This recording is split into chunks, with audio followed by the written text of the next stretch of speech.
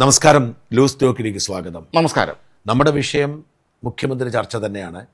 അതിലേക്ക് പോകുന്നതിന് മുമ്പ് ഇതിൻ്റെ രൂപകഥയാണ് ചെറിയാൻ ഫിലിപ്പിന് സംഭവിച്ചത്. അയ്യോ, സത്യത്തിൽ എനിക്ക് വല്ലാത്ത വിഷമം തോന്നിയതാണ്. ചെറിയാൻ ഫിലിപ്പ് അത് നമുക്കെല്ലാം വളരെ വേണ്ടപ്പെട്ട ഒരാളാണ്.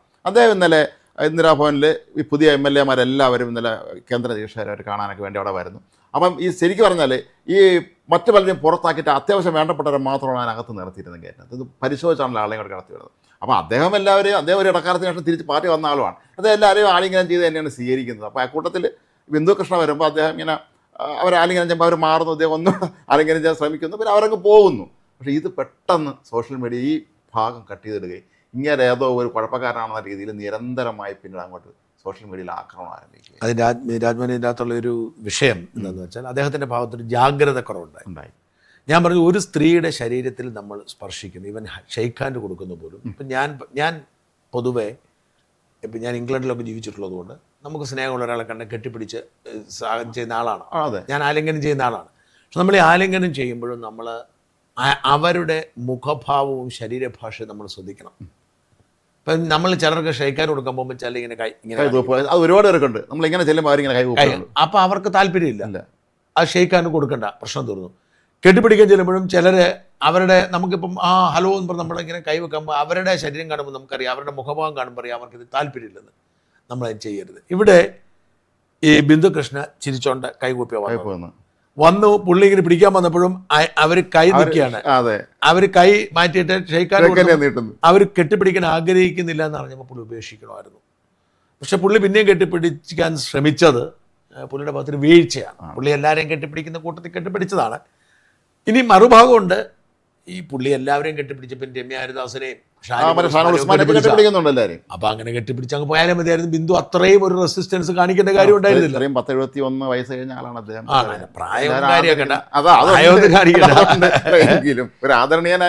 അത് ഒഴിവാക്കാൻ. പക്ഷെ ബിന്ദുവിന് താല്പര്യമില്ലായിരിക്കാം.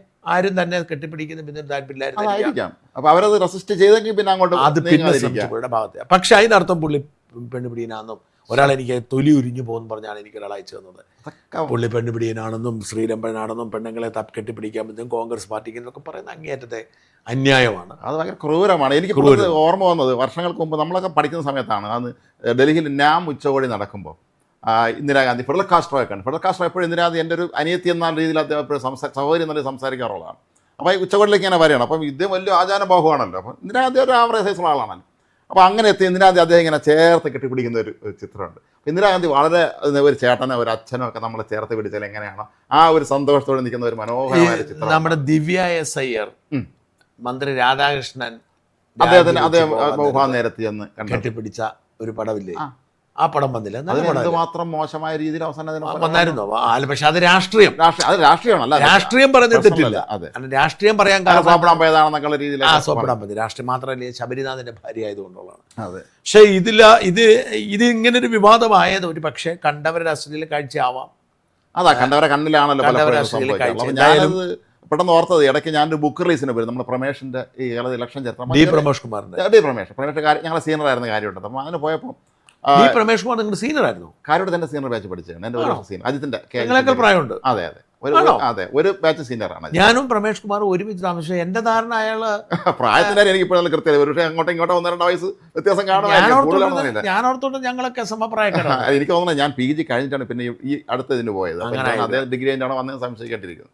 അപ്പോൾ അന്ന് ചെറിയാൻ അവിടെ പ്രസംഗിക്കാനുണ്ടായിരുന്നു. അദ്ദേഹം പല കാര്യങ്ങളും പറഞ്ഞ കൂട്ടത്തിൽ പലരും പറഞ്ഞു ഈ അദ്ദേഹത്തിൻ്റെ കാലുനൂറ്റാണ്ടെന്നുള്ള പ്രശ്നം ആധികാരിക ഗ്രന്ഥമാണ്.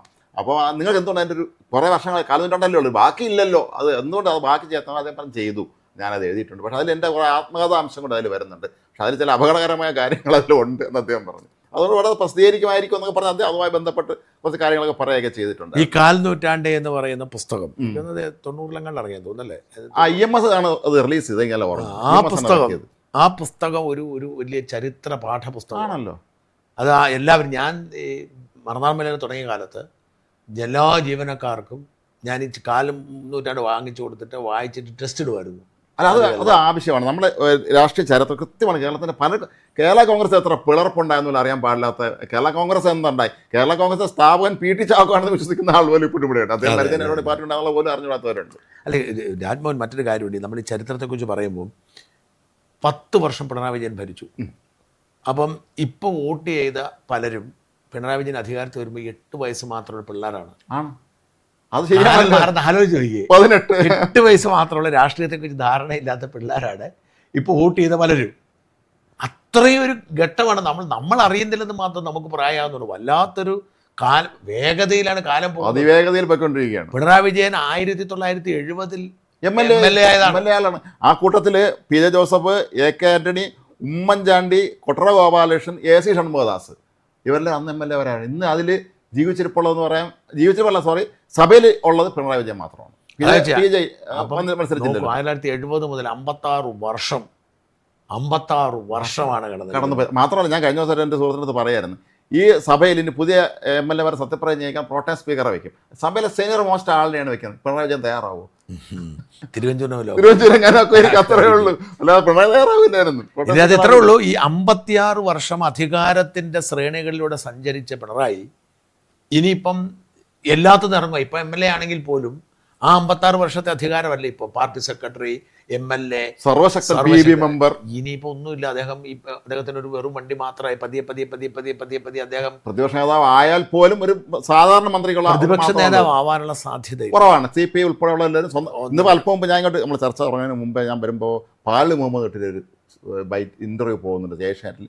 അദ്ദേഹം പറയുന്നുണ്ട് ശരിയായ നടപടികളല്ല അവർ ചെയ്തിട്ടുള്ളതെന്ന്. MP ഗോവിന്ദൻ പാർട്ടി സെക്രട്ടറി സ്ഥാനത്ത് മാറണമെന്ന് ആവശ്യപ്പെടുന്നുണ്ട്. പല കാര്യങ്ങളും അദ്ദേഹം പറയുന്നുണ്ട്. പയ്യന്നൂരിലെയും തളിപ്പറമ്പിലേക്ക് പരാജയത്തെക്കുറിച്ച് അദ്ദേഹം വളരെ ശക്തമായ ഭാഷയിൽ പറഞ്ഞു. നമുക്ക് മുഴുവൻ കാണാൻ കഴിഞ്ഞിട്ടില്ല. ജീവിച്ചിരിക്കുന്ന അപൂർവം കമ്മ്യൂണിസ്റ്റുകാരുള്ളതാണ് പാലോളി. PK ഗുരുദാസിനോട് ചോദിച്ചാൽ അറിയാം എന്താ സംഭവിച്ചത്.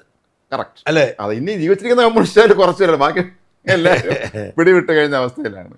അപ്പോൾ അത് ചെറിയാൻ്റെ കാര്യം പറയുമ്പോഴേ, ചെറിയാൻ സത്യം പറഞ്ഞൊരു വലിയ കാലഘട്ടത്തിൻ്റെ ഒരു പ്രതിയാണ്. അദ്ദേഹം ജീവിതത്തിൽ MLA, MP, മന്ത്രി ഒന്നും ആയില്ല. അത് നമ്മൾ ഈ കോൺഗ്രസ് പാർട്ടിയോട് നമ്മൾ ആ ഭാഗം അവസാനിപ്പിക്കുമ്പോൾ കോൺഗ്രസ് പാർട്ടിയോട് എനിക്കൊരു അഭ്യർത്ഥനയുള്ളത്, തീർച്ചയായും നിങ്ങൾ പരിഗണിക്കേണ്ട 2 പേർ, അതായത് ഇനിയിപ്പോൾ രാജ്യസഭയടക്കമുള്ള കാര്യങ്ങൾ വരുമ്പോൾ ഇപ്പോൾ എല്ലാവരും MLA മാരായി, പരിഗണിക്കേണ്ട 2 പേർ, ഒന്ന് ചെറിയാൻ ഫിലിപ്പാണ് രാജ്യസഭയിലേക്ക്, 2 ജോസഫ് വാഴക്കനാണ്. കാരണം ജോസഫ് വാഴക്കൻ ഇക്കുറി MLA ആവേണ്ട ആളാണ്. രമേശ് ചെന്നിത്തല കഴിഞ്ഞ അടുത്ത് KSUവിന്റെ സംസ്ഥാന പ്രസിഡന്റായ ആളാണ്. രമേശ് ചെന്നിത്തലയുടെ 2ാമനാണ്, മന്ത്രി ആവേണ്ട ആളാണ്. ആ മനുഷ്യന് 1.5 ലക്ഷം പോസ്റ്റ് ഒട്ടിച്ച് വെച്ചിട്ട് പോയിട്ട് ഈ കോൺഗ്രസ് പാർട്ടിയുടെ ആ ഒരു ഗ്രൂപ്പിസത്തിന്റെ ഭാഗമായി പുറത്താക്കപ്പെട്ടു പോയിരിക്കുന്നതാണ്. അദ്ദേഹം ഒരു അക്ഷരം പോലും പറഞ്ഞിട്ടില്ല, ഒന്നും പറഞ്ഞില്ല. അതുകൊണ്ട് ദയവായി കോൺഗ്രസ് പാർട്ടി ഇനി രാജ്യസഭ നിങ്ങൾക്കാണ് മുഴുവൻ അവസരം കിട്ടാൻ പോകുന്നത്. മുഴുവൻ ഇല്ലല്ലോ, അടുത്ത 5 വർഷത്തേക്ക് 2030 മുമ്പ് നിലവിലുള്ള, അതായത് 9 2027-28 ഒഴിവ് വരുന്നുണ്ട്, 28-30 വരുന്നുണ്ട്. അതായത് ആകെയുള്ള 10-ൽ 6 പേരും LDF ആണ്, 3 പേര് UDF ഉള്ളൂ. ഈ 6 പേരും അല്ലെങ്കിൽ ഈ മൊത്തം പേരും ഈ 2030 മുമ്പ് കഴിയും എല്ലാവരും. കാരണം 6 വർഷമാണുള്ളത്. അപ്പോൾ അതിൽ 2 വേക്കൻസി നിങ്ങൾ ദയവായി ചെറിയാൻ ഫിലിപ്പിനും ജോസഫ് വാഴക്കനും കൊടുക്കണം എന്ന്. ഇപ്പൊ തന്നെ ആളുകൾ മതം കാണും അതിൻ്റെ ഇടയ്ക്ക്, അവർ 2 ക്രിസ്ത്യാനി ആയതുകൊണ്ടാണ് ചോദിക്കും. ഒന്നുമല്ല അത് മാനുഷിക പരിഗണനയാണ്. കോൺഗ്രസിൽ ഇങ്ങനെ അവഗണന നേരിട്ട് പോയ, അവരുടേതല്ലാത്ത കുറ്റം കൊണ്ടൊന്നും ആവാതെ പോയ എത്രയോ പേരുണ്ട്. എന്തായാലും അത് ചെറിയാൻ ഫിലിപ്പിനെ സംബന്ധിച്ചിടത്തോളം അദ്ദേഹത്തെ ഇനിയെങ്കിലും ഒന്ന് അപമാനിക്കായിരിക്കും. ഞങ്ങൾ കരുതുന്ന തരത്തിലുള്ള മനുഷ്യനല്ല, ഒരു കുഴപ്പക്കാരനല്ല, പാവം മനുഷ്യൻ. എനിവേ, നമുക്ക് നമ്മുടെ വിഷയത്തിലേക്ക് കിടക്കാം. മുഖ്യമന്ത്രി കസേരയുടെ ഒരു ക്ലൈമാക്സിൽ എത്തി നിൽക്കുന്നു. അപ്പോൾ അതിൻ്റെ ഒരു ലേറ്റസ്റ്റ് അപ്ഡേറ്റ്, ഇപ്പോഴും VD സതീശൻ തന്നെ മുഖ്യമന്ത്രി ആകും എന്ന് പ്രതീക്ഷിക്കുന്നവരാണ് കേരളത്തിലെ ഭൂരിപക്ഷം വലിയൊരു വിഭാഗം ജനങ്ങളും. പക്ഷെ അത് യാഥാർത്ഥ്യമാകാനുള്ള സാധ്യത വളരെ കുറച്ചേ ഉള്ളൂ എന്നുള്ളതാണ് ഒരു സത്യം. ഏറ്റവും അവസാനം വരെ മാധ്യമ റിപ്പോർട്ടുകളൊക്കെ അങ്ങനെ തന്നെയാണ്. മാധ്യമ റിപ്പോർട്ട് മാത്രമല്ല, ഞാനിപ്പോൾ എൻ്റെതായ ചില സോഴ്സുകൾ ഉപയോഗിച്ച് ഞാൻ ഈ വിഷയം ഫോളോ ചെയ്തു. അപ്പം എല്ലാ ക്യാമ്പിലും എനിക്ക് വിശ്വസ്തരായ, അതായത് ഈ പറയുന്ന 3 ക്യാമ്പിലെയും ഏറ്റവും വിശ്വസ്തരമായിട്ട് എനിക്ക് അടുപ്പമുണ്ട്. അപ്പോൾ ഈ 3 ക്യാമ്പിലെ നീക്കങ്ങൾ കൃത്യമായിട്ട് അറിയാവുന്ന ഒരാളെന്നല്ലേ ഞാൻ പറയട്ടെ. ഇപ്പോഴത്തെ ഒരു ലേറ്റസ്റ്റ് സ്റ്റേജിലെ സിറ്റുവേഷൻ എന്ന് പറയുന്നത് VD സതീശൻ്റെ സാധ്യത തുച്ഛമാണ്. അല്ലെങ്കിൽ നമ്മൾ വിചാരിക്കുന്നതിന് അപ്പുറത്തേക്കുള്ള ജനപിന്തുണയുണ്ട് VD സതീശന്. എനിക്ക് പലരും അയച്ചിരിക്കുന്ന മെസ്സേജുകളൊക്കെ കാണുമ്പോൾ, എനിക്ക് വരുന്ന മെസ്സേജുകളൊക്കെ കാണുമ്പോൾ, എനിക്ക് വരുന്ന മെസ്സേജുകളും ഫേസ്ബുക്കിലെ പോസ്റ്റുകളൊക്കെ കാണുമ്പോൾ മനസ്സിലാക്കേണ്ടത് എത്രമാത്രം വൈകാരികമായിട്ടാണ് മനുഷ്യർ ഇതിനെ കാണുന്നതെന്നുള്ളതാണ്. അത് മാത്രമല്ല, ഇപ്പോഴത്തെ തെരഞ്ഞെടുപ്പിലുണ്ടായ കണ്ണൂരൊക്കെ തിരിച്ചറിയുന്നുണ്ട് ജനങ്ങൾ എത്ര ഇന്റലിജന്റ് ആയിട്ട് വോട്ട് ചെയ്യുന്നതിൻ്റെ ഉദാഹരണം. അതെ, തീർച്ചയായിട്ടും അതെ. ഞാൻ പറഞ്ഞ ജനങ്ങളുടെ ഒരു കൺസേൺസും. എൻ്റെ ഒരു ബന്ധുവുണ്ട്, ഷാജി തോണക്കര എന്ന് പറയും. അദ്ദേഹം ചിറ്റാൽക്കാലിനടുത്താണ് അദ്ദേഹത്തിന്റെ വീട്. അവിടെ നമ്മുടെ ഭാര്യ മണ്ഡലത്തിൽ, അതെ, നമ്മുടെ കരിപ്പൂർ. അപ്പോൾ സന്ധ്യ അങ്ങോട്ട് പോയപ്പോൾ ഞാൻ ഈ ഷാജിയെ വിളിച്ചു. ഷാജിയെ വിളിച്ചിട്ട് ഞാൻ പറഞ്ഞു, ഷാജിക്ക് നല്ല കണക്ഷൻസ് ഉണ്ട്, എനിക്ക് ഒരുപാട് ബന്ധുക്കൾ ചിറ്റാൽക്കാരിലുണ്ട്. അപ്പോൾ ഇവരെല്ലാവരും അന്ന് നമ്മൾ ചർച്ച ചെയ്തപ്പോഴേ ഞാൻ ജയിക്കുമെന്ന് സംശയം പ്രകടിപ്പിച്ചാണ്. തൃക്കരിപ്പൂർ നായനാരം ഞാൻ പറഞ്ഞു ഏരിയകൾ സെപ്പറേറ്റ് ഉണ്ട്. അതായത് ഈ ചിറ്റാലിക്കാർ ഉൾപ്പെടുന്ന ഈസ്റ്റ് ഏലേരിയും വെസ്റ്റ് ഏലേരിയും 2 പഞ്ചായത്തുകളുണ്ട്. ഇത് മലയോര മേഖലയാണ്, ഈ നമ്മുടെ കുടിയേറ്റ മേഖലയാണ്. ഈ മേഖലയിലൊക്കെ മറ്റേ ഇരിക്കൂറും പേരാവൂരും പോലെ തന്നെ UDF അനുകൂലമാണ്. പക്ഷെ അവർക്കുണ്ടായിരുന്ന പ്രശ്നം 2 പ്രശ്നം. ഒന്ന്, ഈ CPM-ന്റെ ഈ രക്തസാക്ഷി സ്ഥലമൊക്കെ നടന്ന സ്ഥലമൊക്കെ 5 പേരെ ചീമേനിയൊക്കെയുള്ള ഈ മണ്ഡലത്തിലാണ്. അതുകൊണ്ട് തന്നെ അവർക്ക് ഈ ആ ഒരു മണ്ഡലത്തിലെ സ്വാധീനത്തെ മറികടക്കാൻ കഴിയാറില്ല. ഇത് മാത്രമല്ല, അവർക്ക് ഒരിക്കലും ഒരു കൈപ്പത്തി ചിഹ്നത്തിൽ സ്ഥാനാർത്ഥി കിട്ടിയിട്ടില്ല. വേറെ എപ്പോഴും പാർട്ടി ശ്രദ്ധിച്ചിട്ടുള്ളൂ. അതായത് തെളിപ്പറമ്പിൽ UDF നേരത്തെ ഈ കേരള കോൺഗ്രസ് UDF-ലായിരുന്നപ്പോൾ നിരന്തരം കേരള കോൺഗ്രസിന്റെ സീറ്റായിരുന്നു തളിപ്പറമ്പ്. പേരാമ്പ്രയും തളിപ്പറമ്പും ഒക്കെ കേരള കോൺഗ്രസിന്റെ സീറ്റാണ്. അത് കൊടുക്കാൻ കാരണം എന്താ വെച്ചാൽ അവിടെയൊക്കെ കുറച്ച് കുടിയേറ്റ കർഷകരുണ്ട്, അത് വെച്ച് കൊടുക്കും. പക്ഷെ ഒരിക്കലും ജയിക്കാൻ പറ്റില്ല. അത്തരത്തിൽ കേരള കോൺഗ്രസിന് കൊടുക്കുന്ന ജയിക്കാത്ത ഒരു സീറ്റാണ് തൃക്കരിപ്പൂർ. അപ്പോൾ ഈ ഷാജി അടക്കമുള്ളവർക്ക് ആവേശത്തോടു കൂടിയാണ് ഈ തെരഞ്ഞെടുപ്പിൽ നേരിട്ടത്. ഞാൻ നന്നായിട്ട് കണക്ട് ചെയ്ത് കൊടുത്തു. പക്ഷേ വാര്യർക്ക് എനിക്ക് തോന്നിയിട്ടുള്ളത്, പറഞ്ഞു കേട്ടത്, അദ്ദേഹത്തിന്റെ പല ഭാഗങ്ങളിലും കടന്നെല്ലാം പോലും കഴിയാത്ത രീതിയിലുള്ള. പക്ഷെ അവിടെ വാര്യർ രക്ഷിച്ചത് ഈ സ്ഥലങ്ങൾ മാത്രമല്ല, അവർ നന്നായി പ്രവർത്തിച്ചു, ലീഗ് നന്നായി പ്രവർത്തിച്ചു. അത് മാത്രമല്ല, ഈ പാർട്ടി ഗ്രാമങ്ങളിൽ പിണറായിയോടുള്ള ഒരു എതിർപ്പുണ്ടായിരുന്നല്ലോ, എല്ലായിടത്തും നമ്മൾ കണ്ടതാണ്. ആ ഒരു എതിർപ്പോടെ ഗുണം ചെയ്തു. അപ്പം അവിടുന്ന് ഈ ഷാജി എനിക്ക് ഇട്ടിരിക്കുന്ന മെസ്സേജ് എന്താ കാര്യം? ഷാജി ചീത്ത വിളിക്കുന്ന ആരെയാണ്? സന്ദീപ് വാര്യര്. എന്താ കാര്യം? സന്ദീപ് വാര്യരുടെ പടം ഇന്നത്തെ ലിസ്റ്റ് വന്നല്ലോ, പേര് മറ്റേ ടിക്കറ്റ് ലിസ്റ്റ് വന്നു. അവനിങ്ങോട്ട് പറഞ്ഞ അവന് സ്വീകരണം ഒരുക്കി. ഞാൻ സ്വീകരണമൊക്കെ റുദ്ദ് ചെയ്തവര്. അത് ഞാൻ കേട്ടോ ഓഡിയോ നമ്മുടെ ആ വൈകാരികം നോക്കി. സ്കൂളിലെ കുട്ടികളൊക്കെ ഞാൻ തയ്യാറാക്കി ഈ ഒരു വികാരം കേരളത്തിൽ അങ്ങോളം ഇങ്ങോളം ഉണ്ട്. നിർഭാഗ്യവശാൽ ഈ വികാരം സതീശൻ ബോധപൂർവം കൃത്രിമമായി ഉണ്ടാക്കിയതാണ് എന്നുള്ളൊരു സന്ദേശമാണ് AICC നിരീക്ഷകർ ഡൽഹി കൊണ്ടുകൊടുക്കുന്നത്. യഥാർത്ഥത്തിൽ ഇത് ഒറിജിനൽ വികാരം. കേരളത്തിലെ ഞാൻ ആ പൾസ്, അടിത്തട്ടിലെ മനുഷ്യരുടെ പൾസ് തിരിച്ചറിയുന്ന ആളാണ്. അടിത്തട്ടിലുള്ള വികാരം എന്ന് പറയുന്നത് സതീശനെ തെച്ചു, സതീശനെ 51 വെട്ടി കൊന്നു എന്നാണ് ആളുകൾ കരുതുന്നത്. കടുത്തുരുത്തി കുറുപ്പന്തറ.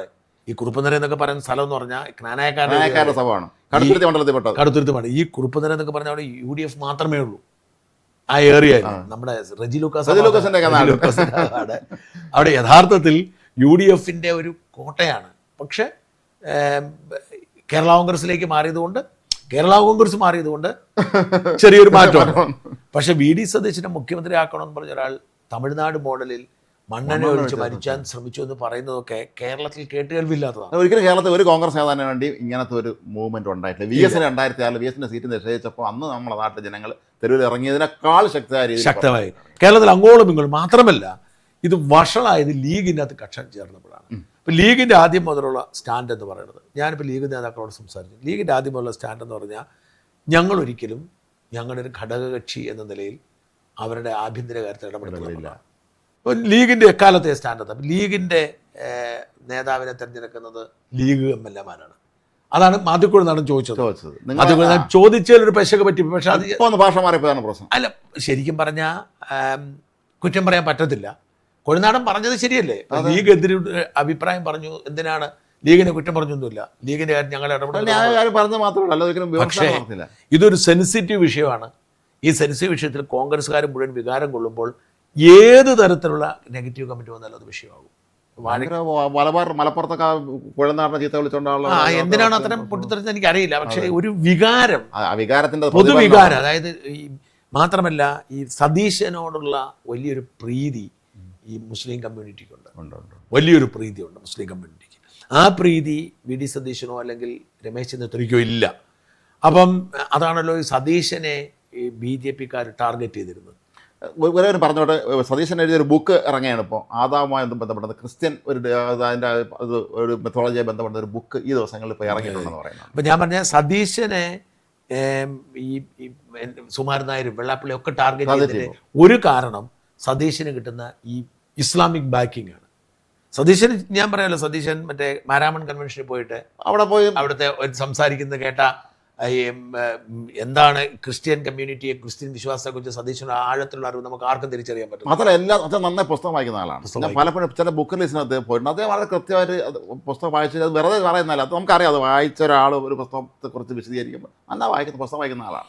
അപ്പം സതീശന് ഉള്ള ഒരു ഇസ്ലാമിക് ബാക്കിംഗ് ഉണ്ട്.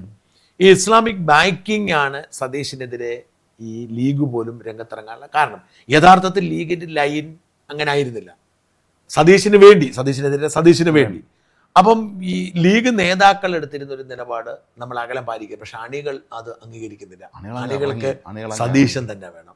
അവർ വല്ലാതെ വികാരഭരിതരായി ആ കാര്യത്തിൽ. അത് കാണുമ്പോൾ വലിയ ഒരു എന്താ പറയുക, നമുക്ക് വിശ്വസിക്കാൻ കഴിയാത്ത വിധത്തിലുള്ള ഒരു വലിയ വികാരം ഈ സതീശന്റെ പേര്. സാധാരണ കേരളത്തിലെ കോൺഗ്രസിന്റെ ചരിത്രത്തിൽ കേരളത്തിലെ ഒരു കോൺഗ്രസ് നേതാവിന് വേണ്ടി ഇത്തരം വികാരം ഉണ്ടായിട്ടേ ഇല്ല. പക്ഷേ ഇത് നോക്കുമ്പോഴും നമ്മൾ ശ്രദ്ധിക്കേണ്ട 2-3 കാര്യങ്ങൾ. ഇവർ പറയുന്ന ഭാഗങ്ങൾ, ഇപ്പം നമ്മൾ ഇതിന് ഞാൻ സതീശൻ മുഖ്യമന്ത്രി ആയാൽ കുഴപ്പമില്ല, സതീശൻ അധ്വാനിച്ചത് സതീശനാണ് എന്ന് തന്നെ വിശ്വസിക്കുന്ന ആളാണ്.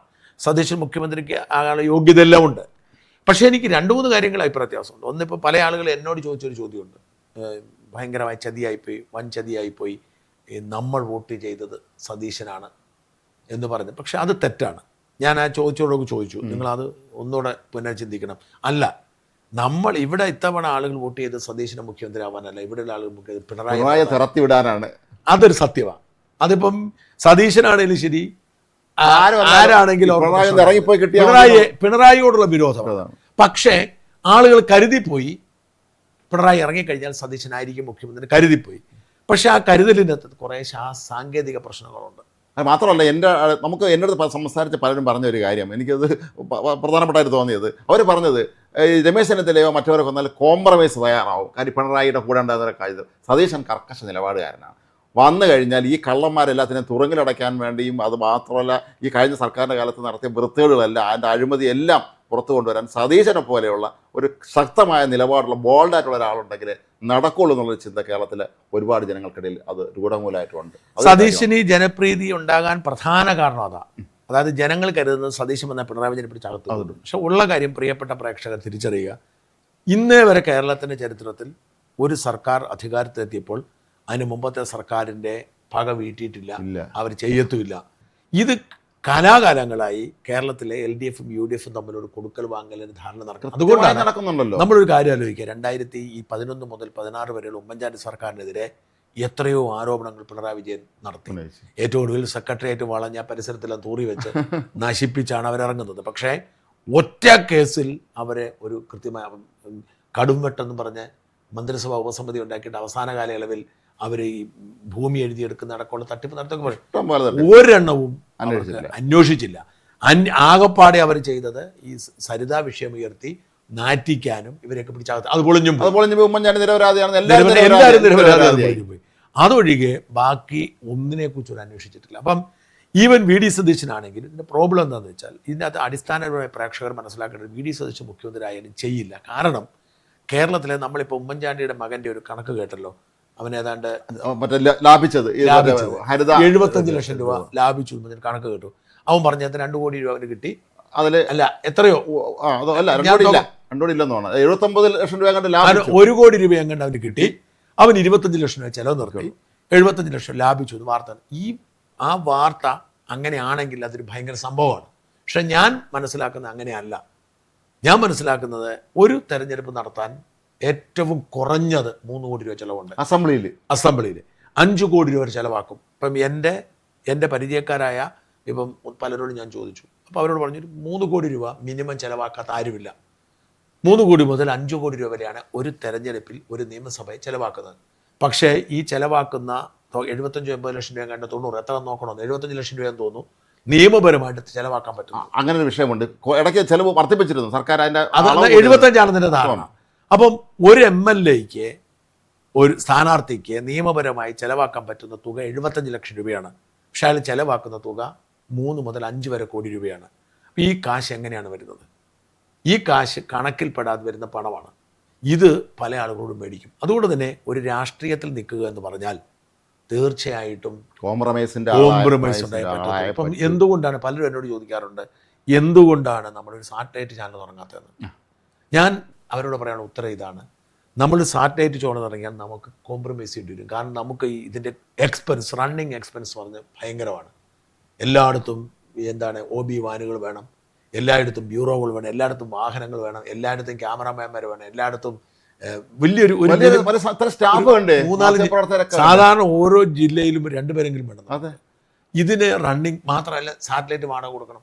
ISR ഒരുപാട് ഒരു മാസം വൻ തുക കൊടുക്കേണ്ടി വരും.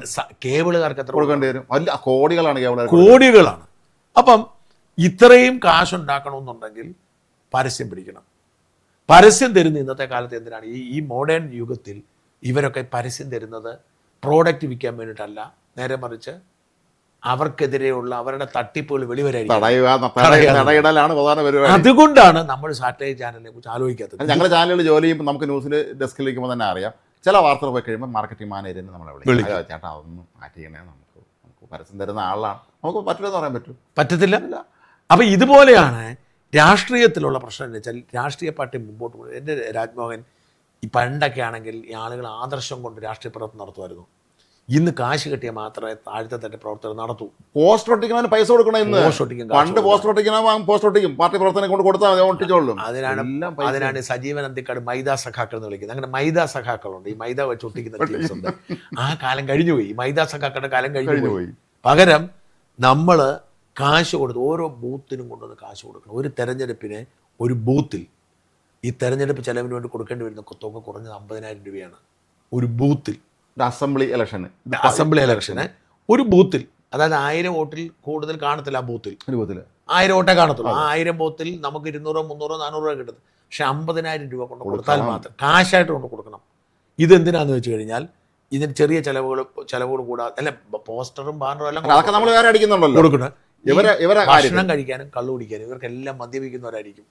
ചെറിയൊരു പോക്കറ്റ് മണി ഇത് ആ ചെലവാ, മിച്ചമൊന്നും കിട്ടത്തില്ല. ഈ 50,000 രൂപ കൊടുത്താൽ മാത്രമേ ഇവർ ഒരു മാസം ഈ പരിപാടി നടത്തും. ഒരു ബൂത്തിൽ കൊണ്ട് കൊടുക്കേണ്ട മിനിമം തുകയാണ് 50,000 രൂപ. അപ്പൊ അസംബ്ലി ഇലക്ഷൻ ഇതാണ് അവസ്ഥ, ഒരു പാർലമെന്റ് ഇലക്ഷൻ ഇതാണ് യാഥാർത്ഥ്യം.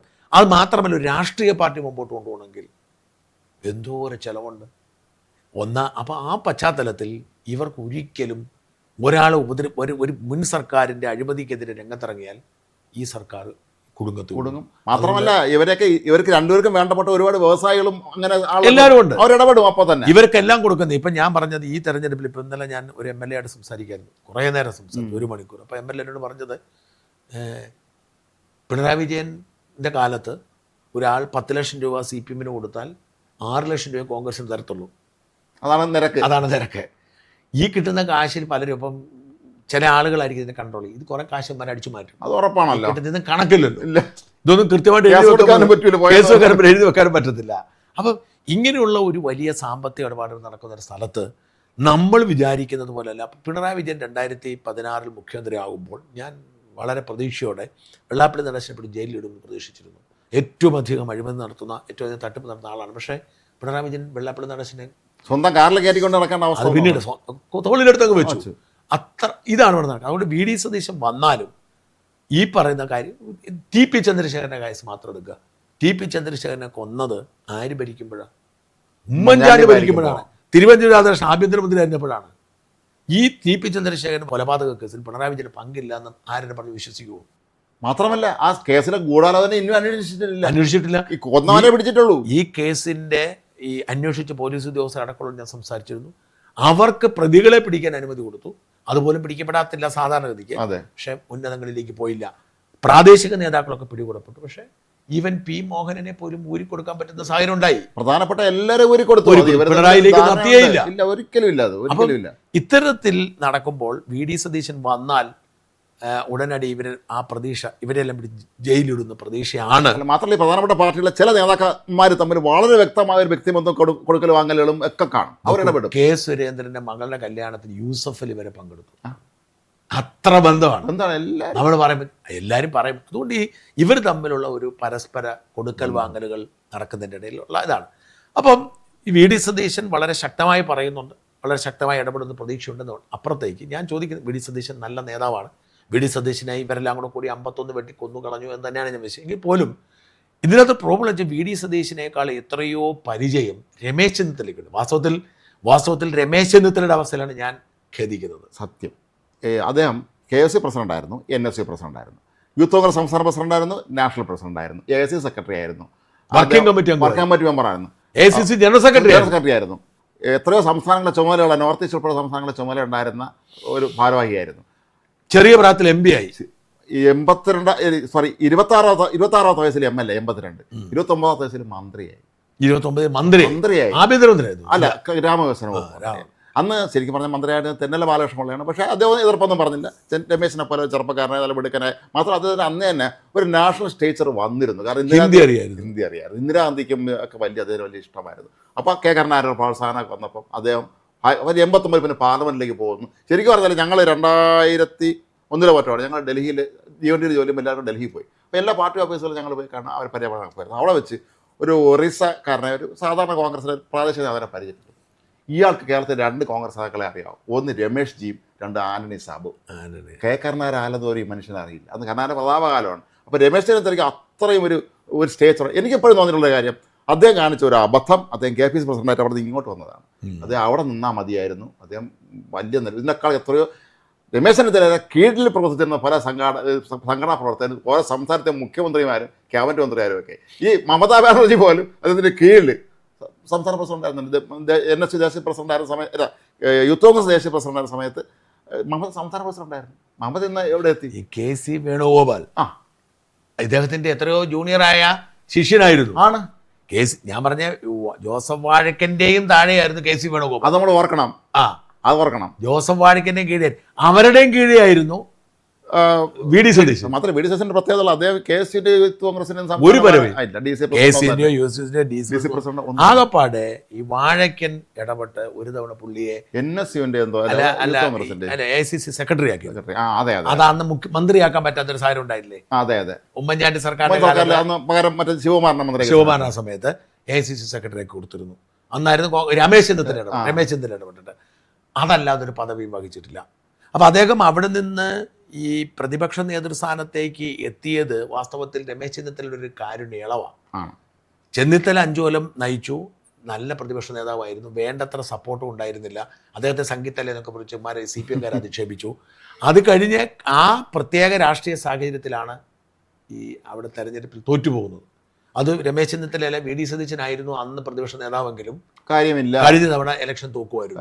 ക്യാപ്റ്റന്റെ തന്ത്രങ്ങളായിരുന്നില്ല അന്ന്. അതായിരുന്നു. അപ്പോൾ ഇപ്പോൾ പിന്നീട് നമ്മൾ ഇദ്ദേഹത്തെ തള്ളി പറയില്ല, പിന്നീട് ഇപ്പോൾ ഇത്ര ഇങ്ങോട്ട് വന്ന് ഈ 5 കൊല്ലം കൊണ്ട് പിണറായി വിജയൻ്റെ അഹങ്കാരം അങ്ങോട്ട് പ്രതിഫലിച്ചിട്ട് ജനം എങ്ങനെയെങ്കിലും ഇയാളെ ഇറക്കി വിടണമെന്ന് ചിന്തിച്ചു.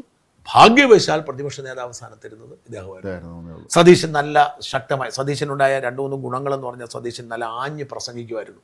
പറയുമ്പോൾ സ്ട്രോങ് ആയിട്ട് ആരെയാണ് നിയമസഭയിൽ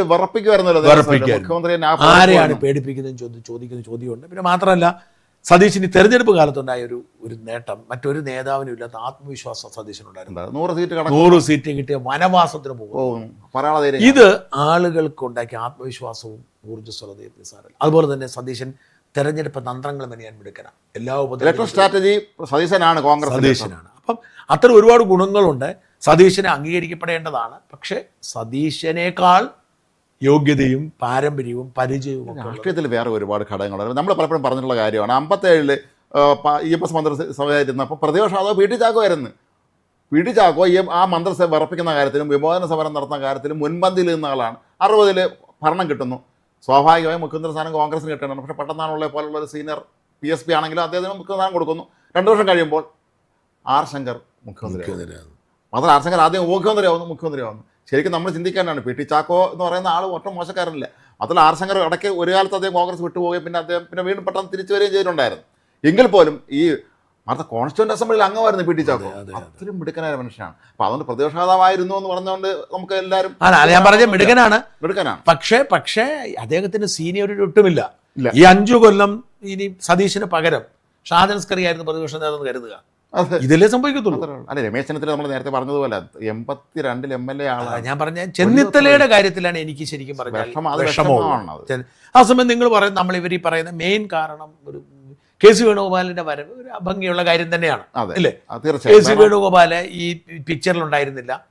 മാത്രമല്ല ഈ 2 ബൈ ഇലക്ഷൻ എന്ന് പറയുന്നത് 2 ഉപതെരഞ്ഞെടുപ്പ് വേണ്ടി വരുന്നു.